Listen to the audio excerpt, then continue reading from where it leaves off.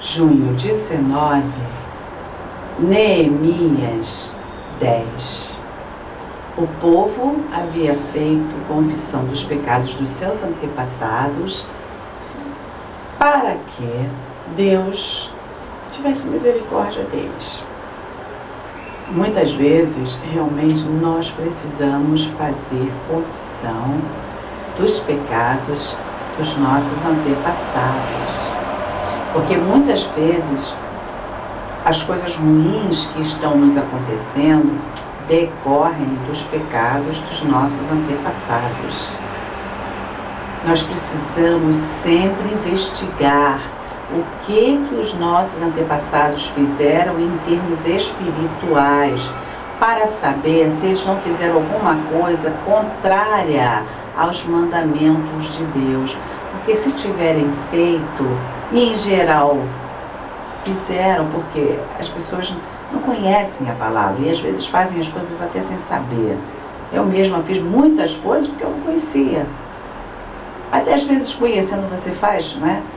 Então, é muito importante que sempre em nossas orações nós peçamos a Deus que nos perdoe e perdoe também os erros dos nossos antepassados.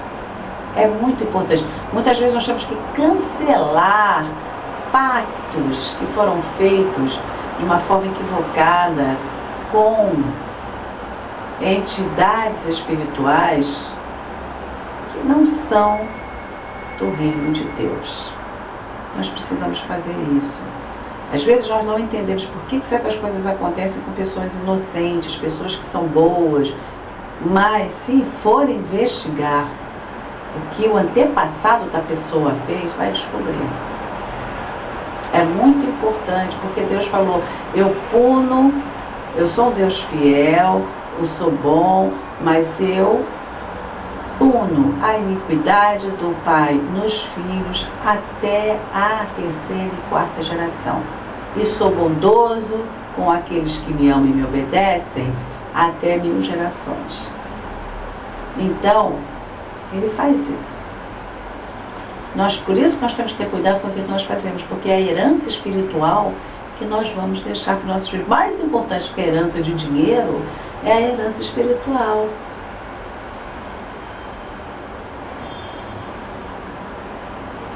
Não podemos nunca nos esquecermos disso. Nunca. Isso é importantíssimo. E muitas vezes as pessoas esquecem.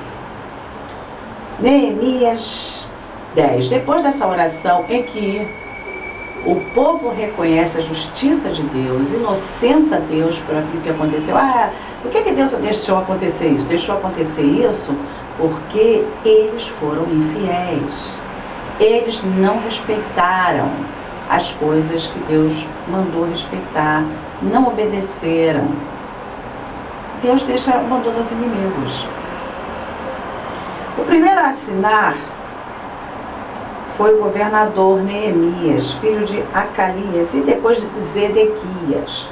Em seguida vem a lista das outras pessoas que também assinaram um pacto.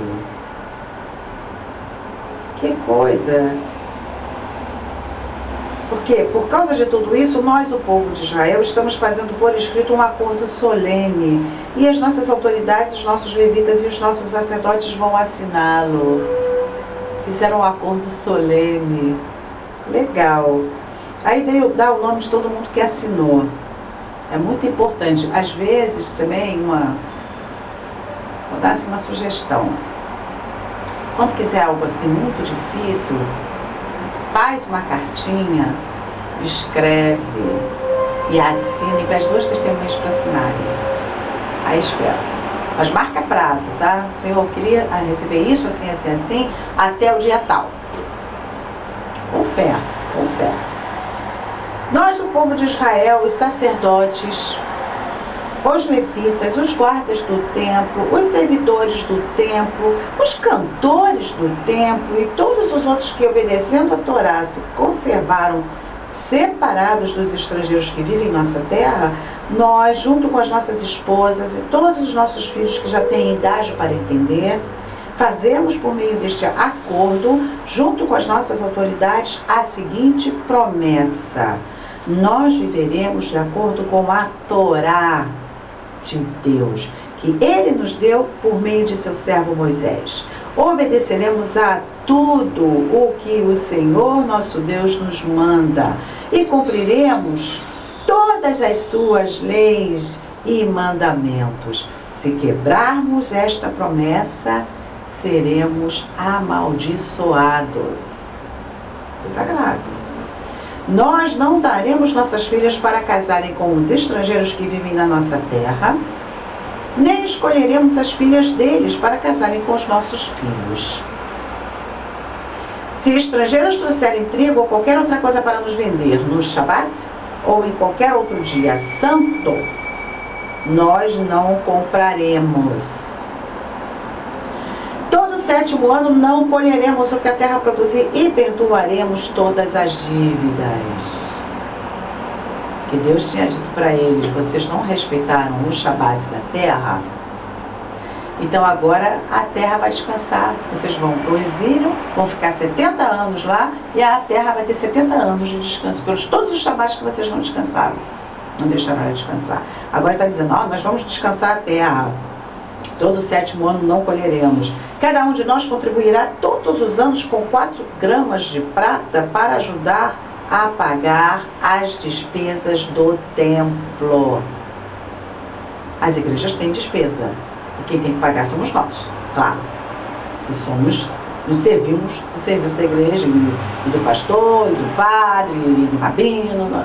Temos que pagar. Porque tudo isso custa dinheiro. Para o serviço de adoração no templo, daremos o seguinte: os pães que serão oferecidos a Deus, a oferta diária de trigo e cevada, os animais que serão completamente queimados todos os dias como sacrifícios, as ofertas sagradas para os Shabats, para as festas de lua nova e para as outras festas, as outras ofertas sagradas, as ofertas para tirar os pecados do povo de Israel e qualquer outra coisa que for necessária. Todos os anos nós, o povo, os sacerdotes e os levitas, tiraremos sorte para saber quais os grupos de famílias que terão de fornecer a lenha para queimar no templo os sacrifícios que serão oferecidos a Adonai, nosso Deus, de acordo com o que a Torá manda. Todos os anos traremos ao templo uma oferta do primeiro trigo e da primeira cevada que colhemos e das primeiras frutas colhidas das nossas árvores, das primícias. Traremos o primeiro filho de cada família ao templo, para que ali os sacerdotes o dediquem a Deus. É muito importante dedicar seu filho a Deus. Importantíssimo. É a coisa mais importante. Dedicar o filho e a filha a Deus, para que ele esteja abençoado.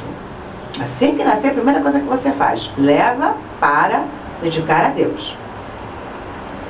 Para que ali os sacerdotes o dediquem a Deus como a Torá manda. Também ofereceremos a Deus no primeiro bezerro que as nossas vacas tiverem, e o primeiro carneiro e o primeiro cabrito que nossas ovelhas e cabras tiverem.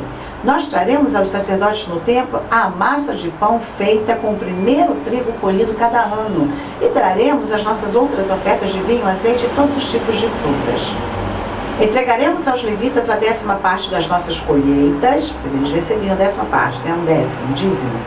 Pois são eles que recebem essa 10ª parte nas cidades em que há plantações. Um sacerdote descendente de Arão deverá estar junto com esses levitas que recolhem a 10ª parte das colheitas.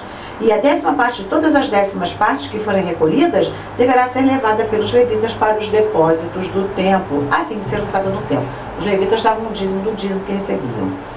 O povo de Deus, o povo de Israel e os levitas deverão entregar as contribuições de cereais, vinho, azeite nos depósitos onde são guardados os objetos do templo e onde ficam os sacerdotes que estão de serviço, e os guardas do templo e os que cantam no coro. Nós não abandonaremos a casa do nosso Deus, que havia sido acabado de ser reconstruída. Vamos ver se eles vão respeitar essa promessa.